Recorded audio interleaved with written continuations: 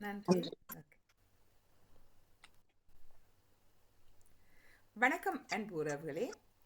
Pamukam TV மற்றும் London Tamil வானொலியினூடாக நீங்கள் பார்த்தும் கேட்டுக்கொண்டும் இருக்கின்றீர்கள். இன்றைய 712வது மகரந்த சித்திரன் மிக அழகாக மலர இருக்கின்றது. புலம்பெயர், அதாவது புலம்பெயர் தமிழரின் சமுதாய வாழ்வை பற்றி நாங்கள் இன்று பார்க்க இருக்கின்றோம். இவர் 14 வயதில் பிரான்ஸ் நாட்டுக்கு புலம்பெயர்ந்து வந்தவர். தனது உயர் கல்வி வரை மேற்கொண்டவர். அதாவது பிரெஞ்சு மொழியில் பிடிஎஸ் கந்தாபிலிட்டே, அதாவது பட்ட படிப்பை மேற்கொண்டு 15 ஆண்டுகளாக கணக்காளராக பணிபுரிந்தவர். உங்களுக்கு எல்லாருக்கும் விளங்கும் அக்கௌண்டன்சி அவ செய்திருக்கின்றார். தமிழ் மொழி இளங்கலை மணி பட்டம் பெற்று ஆசிரியராகவும் தமிழ் மொழி விரிவுரையாளராகவும் பணியாற்றிய அனுபவம் கொண்டவர். தமிழ் மொழி ஆசிரியர் மட்டுமன்றி அத்துடன் நடனம் மற்றும் பிரெஞ்சு மொழி ஆசிரியராகவும் கடமை புரிகின்றார். கரியஸ் ஹுசேன் என்ற பகுதியில், நான் சரியாக உச்சரிக்கிறேனோ தெரியவில்லை, பிரெஞ்சு தமிழ் சங்க தலைவராகவும் செயல்பட்டு கொண்டிருப்பவர். இத்தகைய பல்துறை ஆளுமையை தனக்குள்ளே பொதுக்கி வைத்திருக்கும் பிரியா லவன் அவர்களை இந்த மகரந்த சித்திரன் நிகழ்ச்சியினூடாக வரவேற்பதில் மிக மிக மகிழ்ச்சி அடைகின்றோம். அதாவது 712வது மகரந்த சித்திரலில் அந்த நிகழ்ச்சியில் உங்களை வரவேற்கின்றோம். வணக்கம் பிரியா லவன். வணக்கம் நவஜோதி. உங்களுடைய பேர் ஸ்ரீ பிரியா ராசையா என்று நினைக்கிறேன். ஆனால் உங்களுடைய பிரியா லவன் என்றுதான் நாங்கள் எல்லோரும் அறிந்திருக்கின்றோம் பிரான்ஸ் நாட்டில். அது உங்களுடைய புனப்பெயர் என்றால் நம்புகின்றேன். அழகா இருக்கிறது. எப்படி இன்றைய காலநிலையும் மிக அழகா இருக்கிறது, அப்படித்தானே? எப்படி சுகமா இருக்கிறீங்களா? மிக அழகாக இருக்கின்ற காலநிலை. மழை இல்ல, அதிக குளிர் இல்ல, வானம் வெளிச்சு எங்களுடைய மனம் போல வெளிச்சமா அப்படியே இருக்குது. சந்தோஷமா இருக்குது. நான் உங்களை பற்றி ஒரு சிறு அறிமுகம் தான் செய்தேன். ஆனா நீங்களே எமது உறவுகளுக்கு உங்களை பற்றிய ஒரு அறிமுகத்தை கூறுவது பொருத்தமாக இருக்கும் என்று நம்புகின்றேன். கூற முடியுமா? உங்களுடைய குடும்ப பின்னணி அல்லது உங்களுடைய எப்படி சொல்லி அதுக்கு பிறகு கேள்விகள் இருக்கின்றது, அதை தொடர்ந்து. என்னுடைய கடந்த காலத்தில் சிறு வரலாறாக சொல்லி முடிக்கிறேன். என்னுடைய பேர் ஸ்ரீபிரியா சபாரட்னம் என்ற பெயரில் பிறந்து திருமணமாகி ஸ்ரீபிரியா ராசையா என்ற பெயர்ல மாற்றம் பெற்றேன். நான் 14 வயதுல பிரான்ஸ் நாட்டுக்கு வந்தேன்னா, ஈழத்தை விட்டு 12 வயதுலயே இடம்பெயர்ந்துட்டேன். நாட்டு பிரச்சனை காரணமாக இந்திய மண்ணில தமிழ்நாட்டில 2 ஆண்டுகள் அங்கே கல்வி கற்றினான் ஆங்கில வழியாக. பிறகு 92ஆம் ஆண்டு 14 வயதுல பிரான்ஸ் நாட்டுக்கு வருகை தந்து இங்க திரும்பவும் என்னுடைய இடைக்கால கல்வியிலிருந்து என்னுடைய +2 முடிச்சு அதுக்கு மேலேயும் 2 ஆண்டுகள் அக்கௌண்டன்ட் கோர்ஸ் எடுத்து செய்து எக்கோல் சுப்பீரியர் என்று சொல்றது, டெக்னிக் காலேஜ்னு சொல்லலாம்.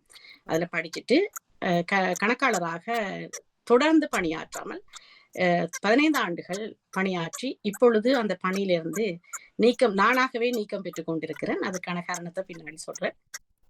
பிரெஞ்சு மொழி கற்றுக்கொண்டாலும் தாய்மொழியில மிகப்பற்று அதிகமாக இருந்ததால, நாடு கடந்து எங்களுடைய ஈழம் கடந்து வந்ததால, தாய் மீது இன்னும் பற்று அதிகமா இருந்ததால என்னமோ தமிழ் மொழியும் கற்க வேண்டிய ஒரு அவா எனக்குள்ள இருந்தது. அந்த அவாக்கு அதுக்குள்ள எனக்குள்ள வளர்ந்து கொண்ட தீக்கு ஒரு மருந்து இட்டது போல தமிழ்ச்சோலை என்ற பிரான்ஸ் நாட்டுல இயங்கி வர்ற ஒரு செயலகம் இந்தியா மண்ணில் இருக்கிற, தென்னிந்திய மண்ணில் இருக்கிற தஞ்சாவூர் பல்கலைக்கழகம் சார்ந்து ஒரு ஆன்லைன் பட்டப்படிப்பு திட்டம் ஒன்று கொண்டு வந்தது.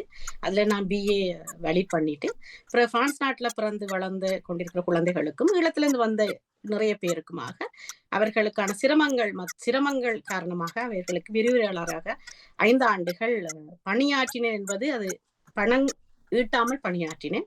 பிறகு எனக்கு நிறைய பொறுப்புகள் இருந்ததால நான் அந்த பணியிலிருந்து நீக்கம் பெற்றுட்டேன். தொடர்ந்தும் தமிழ் ஆசிரியராகவும் ஈழத்திலிருந்து புலம்பெயர்ந்து வந்திருக்கிற எங்களுடைய ஈழத்தமிழர்களுக்கு பிரெஞ்சு ஆசிரியராகவும் பணியாற்றி கொண்டிருக்கிறேன். இது என்னுடைய தற்காலம் வரைக்கும் வந்துட்டேன். நான் ஈழத்துல நல்லூர்ல பிறந்த நான். எனக்கு 7 சகோதரர்கள், அம்மா அப்பா. இப்படியாக நான் என்னுடைய பெற்றோர்களை விட்டுட்டு தான் புலம்பெயர் நாட்டுக்கு வந்த நான். ஈழத்திலேயே நடனம் கற்றுக்கொண்டதால இந்திய மண்ணிலையும் நடனம் கற்று இங்கேயும் கற்றுக்கொண்டு பிறகு ஆசிரியராக பணியாற்றி வந்த நான் அதிலேயும் இருந்து கொஞ்சம் விடை பெற்று மீண்டும் அதை தொடர்ந்து நான் செய்து கொண்டு வரேன். எதற்காக மீண்டும் அந்த நடனத்தை கையில் எடுத்தேன்னு சொன்னால், ஒரு வயதுக்கு மேல நடனம் ஆடக்கூடாது, திருமணம் நடந்தால் நடனம் ஆடக்கூடாதுன்ற ஒரு கட்டாயம் எங்கள் அவர்கள்ல இருக்குது. எவ்வளவோ பணத்தை கொட்டி நாங்கள் நடனத்தை கற்றுக் கொடுக்கிறோம் எங்களுடைய குழந்தைகளுக்கு.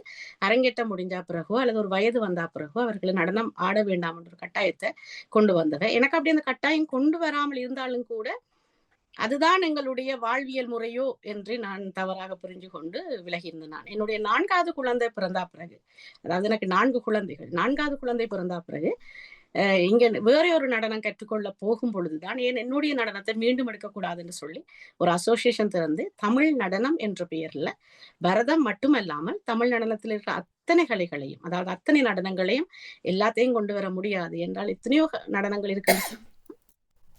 அதுல ஒயிலாட்டம், மயிலாட்டம், காவடி ஆட்டம், கோலாட்டம், கும்மி, குரத்தி இப்படியான சில நடனங்களை வெள்ளக்காரருக்கும் கொடுத்து நாங்கள் ஒரு பெரிய நடன விழாவாக ஃபெஸ்டிவல், டான்ஸ் ஃபெஸ்டிவல் என்று சொல்லி ஒரு பெரிய நடன விழா ஆண்டுக்கு ஒரு முறை நடத்தி வாரோம். டிக்கெட் ஷோ பெரிய ஒரு நீண்ட ஒரு அனுபவம் இருக்கிறது. ஏனென்றா நீங்க 14 வயதுல இவ்வளவு வேகமாகவும் மிக அழகாகவும் தமிழ இந்த மாதிரி கதைச்சு கொண்டு போறதே இந்த கேட்டுக்கொண்டு இருக்கின்ற உறவுகளுக்கு மிகவும் ஒரு முன்மாதிரியாக இருக்கும். இது ஒரு பெரிய ஒரு அதிசயமாக தான் இருக்கிறது. ஏனென்றா 14 வயதில் நீங்கள் ஃப்ரெஞ்சில் தான் ஆங்கிலம் படிச்சுட்டு வந்தாலும் ஃப்ரெஞ்சு மொழியில் தான் உங்களுடைய தாய்மொழி மாதிரி பயின்று கொண்டு இருக்கின்றீர்கள். அந்த மக்களோட பழகுறீங்கள், அந்த நாட்டில் வாழ்றீங்கள். அந்த விதத்தில் உங்களுக்கு மிகவும் ஒரு பாராட்டை முதற்கண் தெரிவித்து உங்களுடைய தமிழனுடைய வேகமும் அந்த கதைக்கின்ற விதமும் அது உங்களை பற்றிய விவரம் ஒரு எல்லாம் நான் சும்மா கேட்டேன். ஆனால் எல்லாம் அழகாக சொல்லியிருக்கேன். நான் திருப்பி கேட்க முடியாத அளவுக்கு உங்களுடைய விவரம் இருந்தது. அழகாக இருக்கிறது, நன்றி. அதை விட உங்களுடைய பிரியா லவன்ன்றது தான் உங்களுடைய பேர் ஸ்ரீ பிரியா ராசையா, நீங்கள் அப்பாடேந்து அதை கூட விவரம் கூறியிருந்தீர்கள். ஆனால் அந்த பிரியா லவன் என்று சொன்னதான் உங்களை நான் அழைக்க வேண்டி இருந்தது. எனக்கு அப்படித்தான் எல்லோரும் கதைத்தார்கள். அந்த பிரியா லவன் இது ஒரு வித்தியாசமான பேராகவும் எனக்கு பட்டது. எனக்கு ஆரம்பத்தில் அது விளங்கி அதை பற்றிய ஏன் அப்படி பிரியா லவன்ன்றது என்ன, அதுக்கு உங்களுடைய விளக்கம் எப்படி இருக்கும்? நான் திருமணமாகி என்னுடைய தகப்பனாருடைய பேர் மாறி என்னுடைய கணவனாருடைய பேர் மாற்றம் பெற்று வந்தது. நான் கவிதைகளும் சிறுகதைகளும் எழுதுற பழக்கம் இருக்கிறதால ஒரு போட்டியில எனக்கு பரிசு கிடைத்தது. அப்பொழுது அவர்கள் கேட்டிருந்தார்கள், உங்களுடைய பேரை முழு பேராக போட போறீர்களா அல்லது உங்களுடைய பேரை மாற்றி போட போகிறீர்களா என்று சொல்லும் பொழுதுதான் எனக்கு 4 குழந்தைகள், 2 பெண் குழந்தைகள், 2 ஆண் குழந்தைகள். மூத்தவருக்கு 21 வயசு, 3வது ஆண்டு சைக்காலஜி செய்து இந்த ஆண்டு மாதம் முடிக்க போகிறார். 2வது மகன் 19 வயது ஃபைனான்ஸ் எக்கனாமிக்ஸ் செய்து கொண்டிருக்கிறார். 3வது மகள் +1 படிச்சு கொண்டிருக்கிறார். 4வது கடைக்குட்டி தான் லவன், 11 வயது, பிரெஞ்சு மொழியிலையும் தமிழ் மொழியிலையும் 6ஆம் ஆண்டு படிச்சு கொண்டிருக்கிறார். அப்ப நான் என்னுடைய பேரை ஸ்ரீ என்றது ஒரு அழகு, ஒரு சிறப்பு, அதை ஒரு மகிமை என்று சொல்லுவினோம், சிறப்பு என்று சொல்லுவினோம். என்றாலும் எனக்கு அந்த வடமொழி என்றது எனக்குள்ள ஒரு தமிழ் உணர்வு அதிகமா இருக்கிறதால அந்த வட எழுத்துக்களை தவிர்த்து கொள்ளணும் என்ற ஒரு விருப்பம் இருந்தது. 3 எழுத்துல எனக்கு ஒரு ஆர்வம் இருந்தது. அப்ப நான் நிறைய என்னுடைய பிள்ளைகளுடைய பேரெல்லாம் போட்டு ஒரு கணக்கு போட்டு பார்த்தா எனக்கு அது சரியாக அமைய மாட்டேன்றது. உடனடியா பேர் தாங்கன்னு சொன்னா சரி, 4க்கு கடைசியாக பிறந்தது லவன். அப்ப நான் என்னை பெற்றவருடைய பெயரை இட்டால் என்னை கட்டியவர் கடிந்து கொள்வார், கட்டியவருடைய பெயரை இட்டால் பெற்றவர் கடிந்து கொள்வார், நான் பெற்றவரை பெயரிட்டால் யாருமே கடிந்து கொள்ள மாட்டேனோன்றதுக்காக ஒரு புதுமையாக இருக்கட்டும் என்று சொல்லி போட்டு என்னுடைய பெயர் பாதிய பிரியான்னு எடுத்து அவருடைய பேர் லவனை பின்னாடி இட்டு பிரியா லவன் என்று சொல்லி இன்றைக்கு உலகம் முழுதும் என்னை பிரியா லவன் என்ற ஒரு அடையாளத்திலேயே கண்டுகொள்ளுகிறார்கள். அதுல எனக்கு பெருமையாயும் இருக்குது. பிரியா லவன் என்றது என்னுடைய மகனுடைய பெயரோடு நான் உலா வருவது. அதனாலேயே திருமதி என்று தயவு செய்து என்னை அழைக்காதீர்கள், ஆசிரியர் என்று அழைத்துக் கொள்ளுங்கள் என்றால் லவன் என்னுடைய கணவர் இல்லை, நான் பெற்றெடுத்த குழந்தை என்று. அந்த வகையில தான் பிரியா லவன் உருவாகி இருந்தது. இது ஒரு வித்தியாசமாக இருக்கிறது இல்லையா? எல்லாரும் கணவர்கிட்ட பேரை அல்லாத அப்பாவோட பேரையும் வைப்பார்கள், அப்பாவோட திருமணம் புரிச்ச பிறகு. ஆனால் இது மகன்ற பேரை வைத்திருப்பது ஒரு வித்தியாசமாக இருக்கிறது. இப்போ கேட்டுக்கொண்டிருக்கின்ற உறவுகள் என்ன கருத்துக்களை வச்சிருப்பார்கள் என்று பார்ப்போம். அடுத்து நீங்க கொந்தாபித்தே வேலை, அதாவது கொந்தாபித்தேன்றது பிரெஞ்சில் சொல்றது அக்கௌண்டன்ட், அதால பணிபுரிஞ்சு இருக்கிற அந்த அனுபவங்கள் எல்லாம் இப்ப இது இல்லை. அதை விட உங்களுடைய தமிழ் பணி ஒரு வித்தியாசமா இருக்கிறது. அதோட அந்த தமிழ் இதுன்றது உங்களுடைய பாடசாலை தற்போதைய உங்களுடைய முன்னெடுப்புகள் எப்படி இருக்கிறது, அதை பற்றி கூறினால் இங்கே இருக்கிற, அதாவது கேட்டுக்கொண்டிருக்கின்ற உறவுகளுக்கும் இந்த பிரான்ஸில் இருக்கிறவ என்ன மாதிரியாக செயற்படுகின்றன. நான் அன்று ஒருக்கா வந்தபடியால் பல விதமான அந்த எல்லா பிள்ளைகளையும் பார்த்து விட்டு எனக்கு ஆச்சரியமாக இருந்தது. இந்த தமிழ் மொழி இங்கேயும் லண்டன்லேயும் இருக்கிறார்கள்லாம் பிள்ளைகள் தமிழ் படிக்கிறார்கள், எல்லாம் செய்கிறார்கள், எல்லாம் ஆனால் அங்கு வந்த ஒரு வித்தியாசமாகப்பட்டது. அந்த விதத்தில் நீங்கள் உங்களுடைய பிரான்ஸில் நீங்கள் என்னென்ன விதத்தில் அங்கே செயற்பட்டு கொண்டு இருக்கின்றீர்கள், அந்த விவரங்களை கொஞ்சம் கூற முடியுமா? நான் கணக்காளரா பணியாற்றதுக்கு முதலே தமிழ்ச்சோலை என்ற அந்த அமைப்பில், அந்த சங்கத்தில் இணைந்து ஒரு 19-20 வயதிலேயே 98ஆம் ஆண்டு கால பகுதியிலேயே ஒரு ஆசிரியராக அங்க சேர்ந்தேன். நான் உண்மையிலேயே சொல்லணும் என்று சொன்னால், நான் இலங்கையில 5ஆம் ஆண்டு தான் படித்திருந்தேன். நான் இந்திய மண்ணில 2 ஆண்டுகள் ஆங்கில வழி கல்விதான் கற்றிருந்தேன். நான் தமிழ் மொழி என்னுடைய தாய்மொழி, பேச தெரியும், எழுத தெரியும். ஆனால் தமிழ் இலக்கணங்கள் எல்லாம் எனக்கு அந்தளவாக தெரியாது. ஆனாலும் ஆசிரியர் பற்றாக்குறை காரணமாக என்னை ஆசிரியராக நியமித்த பொழுது அங்குதான் நான் கற்றுக்கொண்டு கற்றுவித்தேன் தமிழ் மொழியை. அப்படி இருக்கும் பொழுது என்னுடைய தமிழ் மொழி ஆர்வம் அதிகமாகித்தான் நான் உங்களுக்கு சொன்னது போல BA பட்டம் பெற்றிருந்தேன். அந்த வகையில நான் அந்த சங்கத்தோடு இணைஞ்சு செயல்பட்டு கொண்டிருக்கும் பொழுது தமிழ் மொழிய எங்களுடைய அடுத்த தலைமுறைக்கு கொடுக்க வேண்டும் என்ற ஒரு ஆர்வம் எனக்குள்ள தோன்றியது. எங்களுடைய இனப்பற்றும் மொழிப்பற்றும் அது மட்டுமல்லாமல் பண்பாடு மீதும் எனக்கு ஒரு கவனம் எனக்கு தோன்றினது. எங்களுடைய அடுத்தடுத்த தலைமுறைகளுக்கு இதை கவனமாக கொண்டு போய் சேர்க்க வேண்டிய ஒரு கட்டாய நிலையில நாங்கள் இருக்கிறோம் என்றதை நான் புரிந்து கொண்டேன். பிற்காலத்துல 11 பிறந்தா பிறகு என்னுடைய ஊரிலேயே நான் தமிழ் சங்கம் ஒன்று உருவாக்கி, இந்த தமிழ் சங்கம் தமிழர்களுக்காக வேண்டாம், எங்களுடைய பண்பாடும் எங்களுடைய மொழியும் எங்களுடைய உணவு பழக்க வழக்கங்களும், அதாவது தமிழர்களுக்குள்ள இருக்கிற மேன்மையான விடயங்கள் எல்லாம் பிற நாட்டவர்களுக்கு செல்ல வேண்டும், எங்களுடைய வரலாறு செல்ல வேண்டும். நாங்கள் எத்தனையாம் ஆண்டுல இருக்கிறோம்? திருவள்ளுவர் ஆண்டு என்பது இயேசு கிறிஸ்துக்கு முன்னம் நாங்கள் உருவாக்கப்பட்ட எங்களுடைய ஆண்டு. இன்றைக்கு 2056ஆம் ஆண்டு அல்லது 57ஆம் ஆண்டுல நாங்க இருக்கிறோம் நினைக்கிறோம். அப்ப எங்களுடைய பழமை, எங்களுடைய பாரம்பரியம் எல்லா நாட்டவர்களையும் விட நாங்கள் முன்னோக்கி சென்றிருக்கிறோம். அதையெல்லாம் வெளிநாட்டவர்களுக்கு எடுத்து கூறணும் என்ற வகையில தான் நான் இந்த சங்கத்தை உருவாக்கினேன். இந்த சங்கத்தை உருவாக்கி போட்டு இதன் வழியாக மொழியையும் நடனத்தையும் கற்றுக் கொடுத்து கொண்டு, அது மட்டுமில்லாமல் எங்களுடைய உணவு பழக்க வழக்கங்களையும் நான் கற்றுக் கொடுத்து கொண்டு வந்தேன். இப்பொழுது அந்த சங்கம் வாயிலாக எனக்கு சமூக சேவைகள்ல மிக ஆர்வம் இருக்கிறதால எம் நாட்டவர்கள் காண உதவிகளை நான் செய்யணும் என்ற ஒரு விருப்பம் காரணமாகவும், என்னுடைய குடும்பத்தார் அதுக்கு ஒத்துழைப்பதாலேயும், என்னுடைய குழந்தைகளாக இருக்கட்டும், கணவராக இருக்கட்டும், எந்த தடையும் இல்லாமல் நான் என்ன செயல் செய்தாலும் அது சரியாகத்தான் இருக்கும் என்ற நம்பிக்கையோட எனக்கு அவர்கள் வழிவிட்டு கைகோத்து நிற்பதால நான் இன்று மூத்தோர் சொல் என்ற இன்னொரு அமைப்பையும் உருவாக்கி இருக்கிறேன்.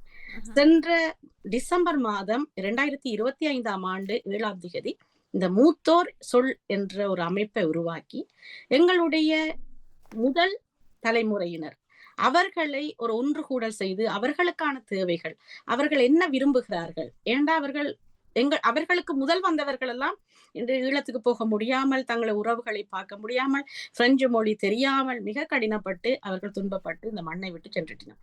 அடுத்த தலைமுறையாவது நாங்கள் பக்குவப்படுத்தணும், அவர்களை நாங்கள் பாதுகாக்கணும் என்ற வகையில இந்த மூத்தோர் சொல் என்ற ஒரு அமைப்பை திறந்து அவர்களுக்கான வெளியில சுத்தி பார்க்கறது, எங்களுக்குள்ள கதைச்சு விளையாடுறது, விடுகதை சொல்றது, இப்படியான விடயங்களை தற்போது ஆரம்பிச்சிருக்கிறோம். இது 5ஆம் மாதம் போய்கொண்டிருக்குது. இந்த மே 6ஆம் மாதத்துக்குள்ள நுழைய போறோம். எல்லாரும் தமிழ் மொழி தான், தமிழ் மொழி பெரிய இதெல்லாம் பேசுவார்கள், அப்படித்தானே? அவர்கள் தமிழர்களுக்கு மட்டும்தான் அதை மற்றது பிரெஞ்சு நாட்டவருக்கு தமிழ் மொழியை கற்றுக் கொடுக்குறீங்களா? அதுவும் ஒரு முக்கியமான விஷயம். பிரெஞ்சு நாட்டவர்கள் வந்து இப்ப இந்த இதுல வந்து எங்களை தமிழ் மொழி ஆக்களுக்கு நீங்கள் அவர்கள் வயது போனவர்களை தான் நீங்கள் பராமரிக்கலாம். அப்ப அந்த மாதிரியா இல்லாட்டா பராமரிக்கிறது என்று சொல்லாமல் அதுக்காகத்தான் நான் அந்த மூத்தோர் சொல் என்று ஒரு அழகான சொல்ல வச்சேன். நான் முதியவர் என்றோல் வயதானவர்கள் என்றோ நான் அந்த பேரை வைக்கல. பேரை வைக்கப்படாதா? அது நல்லமா. எப்பொழுதுமே எங்களுடைய முதுமொழி என்று சொல்லுவோம். ஏன்னா நாங்க பழமொழி முதுமொழி என்று சொல்லுவோம். ஏனென்றால் எங்களுடைய முன்னோர்களுடைய சொல் எப்பொழுதுமே ஆணித்தரமானதாக இருக்கும். அதே போல எனக்கு 2, 3 வயது மூத்தவர்களோ 10 வயது மூத்தவர்களோ அவர்களுடைய சொல் எப்படி திறம்பட இருக்குமோ அதே போல இந்த மூத்தோர் சொல் இருக்க வேண்டும் என்றதுக்காகவும் அவர்களை நான் வழி நடத்தாமல் அவர்களை வழி நடத்தட்டும் என்று சொல்லித்தான் மூத்தோர் சொல் என்ற பெயர்ல திடீரென்று எனக்கு தோன்றின ஒரு தலைப்பு தான் இந்த மூத்தோர் சொல் என்ற ஒரு பெயர். ஏன்னா முதியவர்கள் என்று சொன்ன உடனேயே அவர்கள் அவர்களுடைய சைக்காலஜிகள் அது. ஆமா, அதால மூத்தோர் சொல் என்று தோன்றி உடனே நான் ஒரு டிக்டாக்ல தான் இதுக்கான விளம்பரத்தை சொல்லியிருந்தேன். நான் எதிர்பார்க்கல. நான் நினைத்தது 1, 2 பேர் வருவினம். ஏன்னா கரியர் சூசன் 78 டிபார்ட்மெண்ட்ல இருக்குது. எங்களுடைய அதிகமான தமிழர்கள் 93, 95, 92 அந்த பகுதிகளில் தான் அதிகமா இருக்கணும். அப்ப இந்த இடத்துக்கு வருவினமோ தெரியாதுன்னு நான் நினைச்ச பொழுது முதல் தரமே 20 பேர் வந்து பதிவு செய்து இப்ப தொடர்ந்து 10லிருந்து 15 பேர் அதுக்கான அந்த ஒவ்வொரு மாதத்துக்கான கூட்டங்களையும் கலந்து கொண்டு வருகிறார். ஓ, அவ 93 சொல்லிக்க எங்களுக்கு விளங்கும் இந்த அவுட் ஆஃப் ஆனா இப்ப இந்த கேட்டுக்கொண்டிருக்கின்ற உறவுகளுக்கு அதை கொஞ்சம் இதாண்டினால் அவர்கள் விளங்கும். என்னண்டா இப்ப நாங்க லண்டனுக்குள்ள இருக்கிறோம். ஆனா நீங்க சொல்ற அந்த மூத்தோர் சொல் அவர்கள் வந்து 93 இப்ப அவுட் ஆஃப் லண்டன் மாதிரி லண்டன்ல இருந்து வெளியில இருந்து அவர்கள் வாரன்னு சொன்னா அவர்களுக்கு பல சிரமங்கள் காணப்படலாம் என்ற என்னுடைய கருத்து. ஆனால் பிரான்ஸை பொறுத்தவரையில் அப்படியும் இருக்காது. என்னென்னா அந்த மாதிரியான போக்குவரத்து மெட்ரோ சிஸ்டம் எல்லாம் வந்து அந்த குறிப்பிட்ட நேரத்துக்கு எங்கேயும் போய் வரக்கூடிய ஒரு விடயத்தை நான் நேரடியாக அது நீண்ட காலத்துக்கு பிறகு மிக அண்மையில் வந்த போதும் அதை அவதானிக்க முடிந்தது. என்ற வகையில் அந்த பிரயாணம் இல்லாவிட்டாலும் நீங்கள் சொல்கிற அந்த 93 சொன்னால் இப்போ பிரான்ஸில் பழக்கப்பட்டவர்களுக்கு விளங்கும். இங்கே கேட்டுக்கொண்டிருக்கின்ற உறவுகள் வந்து பல்வேறு இடங்களில் ஐரோப்பிய நாடுகளில் வாழ்ந்து கொண்டிருக்கின்றவர்கள் என்றபடியால் நீங்கள் அதை கொஞ்சம் விளக்கமாக சொல்லி. கட்டாயம்.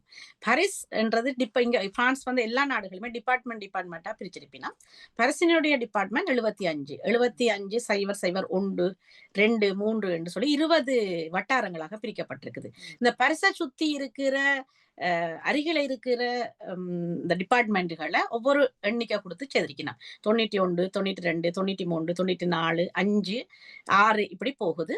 பிறகு 77, 78 பிரியுது. அதற்கு பிறகு தொலை தூரத்துல இருக்கிற 60 டிபார்ட்மெண்ட் 40 டிபார்ட்மெண்ட் சொன்னா இன்னும் மிக தொலை தூரத்துல இருக்கணும். அப்ப 90 என்ற பேர்ல வந்ததுன்னு சொன்னா பரிச அண்டி இருக்கிறது. ஆனா மிகப்பெரிய ஊராக அந்த ஊர் இருக்கும்.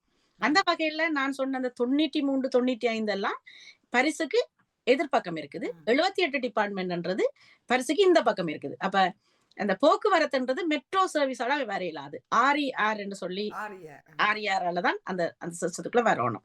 எப்படியும் அவைக்கு இந்த இடத்துக்கு வந்து சேர்ந்த 1.5 மணி நேரம் கட்டாயமாகும். அவை இந்த ஊர்ல இருந்து எங்கட ஊர்ல இந்த பொது உந்துகள்ல வந்து சேரணும்னு சொன்னாங்க. அந்த நேரங்களில் இப்போ வந்து இப்போ முதியோர் சொல் அந்த இது ஒன்று செய்கிறீங்க. அதை விட வேறு என்ன தொழிற்பாடுகள் செய்கிறீங்க? தமிழ் மொழியை வளர்க்க வேணுமென்ற விதத்தில் நீங்கள் பல்வேறு செயற்பாடுகள் செய்வதாக அறிய முடிகிறதா? அதை பற்றி கொஞ்சம் விளக்க முடியுமா? தமிழ் மொழியை வளர்க்கணும் என்று நான் செய்யறேன்றே சொல்லக்கூடாது. ஏன்னா வளர்ந்த மொழியை நாங்க வளர்க்க தேவையில்லை. அதை பேணி பாதுகாக்கிறதுக்கு தான் நாங்கள் ஏதாவது செய்யணும். அந்த வகையில நான் என்னுடைய BA செய்யறதுக்கு முதலே தமிழ் ஆசிரியராக 19 வயதிலேயே அந்த இதுல இறங்கிட்டேன். பிறகு BA படிச்ச பிறகு 5 ஆண்டுகள் விரிவுரையாளராக இருந்து போட்டு அதுல இருந்து விலகி என்னென்னு சொன்னால் எனக்கு நிறைய பணிகள் இருக்கிறதால தொடர்ந்தும் பிரெஞ்சு நாட்டவர்களுக்கு தமிழை கற்றுக் கொடுக்கிறேன். பிரான்ஸ்ல பிறந்த இந்த நாட்டை சார்ந்தவர்கள் தமிழ் மொழியை ஆர்வமா கற்கிறதுக்கு அதிகாலையிலேயே சனிக்கிழமை 1.5 மணி நேர வகுப்புக்கு வந்துடுவினோம். மெல்ல மெல்லமாக எழுத்துக்கள் கற்றுக்கொண்டு வருகினோம். அதோட ஒவ்வொரு சொற்களும் பேசவும் உரையாடவும் முயற்சி செய்து கொண்டு வருகின்றோம். இது ஒரு பக்கம் இருந்தாலும் எங்களுடைய அசோசியேஷன் வாயிலாக எங்களுடைய சங்கம் வாயிலாக எங்களுடைய பழக்க வழக்கங்கள் உணவு பழக்க வழக்கங்கள், மருத்துவ பழக்க வழக்கங்கள் இவற்றை எல்லாமே கடத்தி கொண்டு வாரம். அதோட நான் டிக்டாக் செய்யறேன், ஃபேஸ்புக்லயும் இருக்கிறேன், யூடியூபராகவும் இருக்கிறேன். அப்ப அதிலே கூட எங்களுடைய தமிழர்களுடைய விழாக்கள், அதாவது என்று சொல்லாமல் தமிழர்களுடைய முக்கிய போன்ற செய்திகளை எல்லாம் அதுல நான் எடுத்து தமிழ் மொழியையும் அதுல கற்றுக் கொடுத்து கொண்டு வாரன். எங்கள் இலக்கணங்கள் போன்ற விடயங்களை கொடுத்து கொண்டு வாரன். அது மட்டுமல்லாமல் பிரான்ஸ் நாட்டுல இருக்கிற தொல்பொருள் இடங்கள், கண்காட்சியகங்கள், ஓவிய கண்காட்சியகங்கள், நூலகங்கள் அல்லது பெருங்கோட்டைகள் அல்லது அரச வரலாறுகள் இவற்றையெல்லாம் தமிழ் மொழியில நான் சென்று அந்த ஒரு சுற்றுலா மாதிரி அந்த இடத்துல சுற்றுலாவாக சென்று அதை காணொளிப்படுத்தி அதனுடைய விவரங்களையும் கூறிக்கொண்டு வாரேன். ஓ அந்த இது அது ஒரு அங்க அந்த விஷயம் கூடுதலாக செய்வார்கள். அந்த பிரெஞ்சு மொழியை படிக்க வாரதுன்னு சொல்லி கூறியிருந்தீர்கள். அது இந்த வயதுக்குட்பட்டவர்கள் அதை ஆர்வத்தோட படிக்க விரும்புகின்றார்களா? இந்த அந்த பிரெஞ்சு மொழியை, அதாவது பிரெஞ்சு ஆக்கள் தமிழை படிச்சு என்ன செய்யலாம்ன்ற ஒரு கேள்வியும் இருக்குத்தானே. அப்ப அவர்கள் அதுக்கு என்ன என்ன சொல்றார்கள்? அந்த எனக்கு ஒரு ஆச்சரியமா இருக்கிறது. அதை பற்றி கொஞ்சம் கூற முடியுமா? தமிழரை பற்றி நாங்கள் தான் ஓரளவு என்ன சொல்றது, எங்களை நாங்கள் உயர்த்தி பேசுறேல. ஆனா இன்றைக்கு தமிழருடைய பண்பாடு, கலாச்சாரம், முக்கியமாக திரைப்படம் இன்றைக்கு அழகிய அளவுல தொட்டுட்டுது. தமிழ் திரைப்படம் மாதிரியே அமெரிக்கன் திரைப்படம் எடுக்கணும் என்ற அளவுக்கான அந்த ஹாலிவுட்காரர் கூட தமிழ் திரைப்படம் மாதிரி அந்த எல்லா கலவையும் கலந்த திரைப்படம் எடுக்கணும் என்ற அளவுக்கு வந்துட்டுது.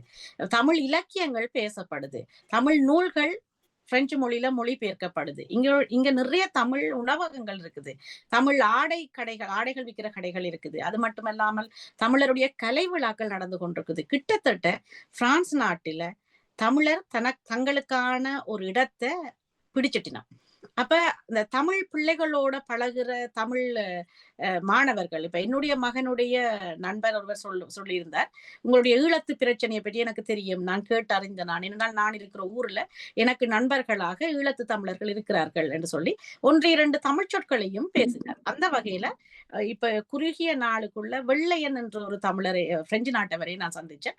அவர் நண்பர்களோட சேர்ந்து தமிழ் கற்றுக்கொண்டு இன்றைக்கு தமிழ் மொழியை பேசுறார். அப்ப தமிழ் என்றது ஒரு மொழி, பல ஆண்டுகளாக இன்றைக்கு மூத்த மொழி, செம்மொழியாக இருக்குது. 6 பழமையான மொழிகள்ல மூத்த மொழியாக இருக்கிற தமிழ் மொழி இன்றைக்கும் அழியாமல் அந்த கன்னி தமிழ் என்று சொல்லுவோம். இந்த அப்படியே அவள் அப்படியே இருக்கிறாள் அந்த தமிழ் மொழி. இன்றைக்கு தொல்காப்பியர் வந்தாலும் திருவள்ளுவர் வந்தாலும் கூட நான் பேசும் தமிழ் அவருக்கு புரியும். ஏன்னா அந்த தமிழ் மொழியில எந்த மாற்றமும் எந்த சிதைவும் ஏற்படல. எழுத்து வகையில அரிச்சுவடிகள் அதுகள்ல அந்த எழுத்துக்கள் மாற்றம் பெற்றுட்டு அறிவியல் காரணமாக. அப்படியான அந்த அழியாத மொழிய தாங்களும் கற்கணும் என்ற அவாவில நிறைய பேர் இருக்கணும். ஆனா தொலைதூரங்கள் இருக்கிறதால அருகில இருக்கிறவர்கள் இருந்தாலும் கூட 1.5 மணி நேர தூரத்துல இருந்துதான் வருகினம் கற்றுக்கொள்ள மிக ஆர்வமாக கற்றுக்கொள்கிறோம். மிக ஆர்வமாக